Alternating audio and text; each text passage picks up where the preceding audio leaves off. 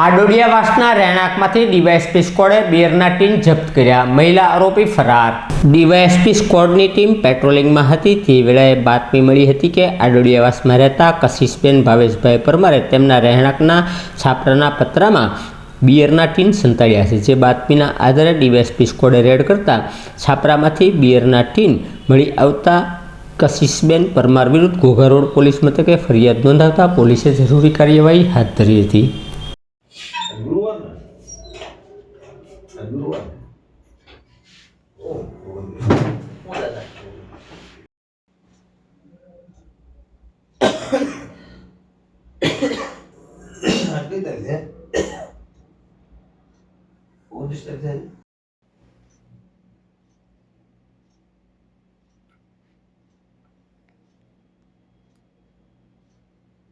Housing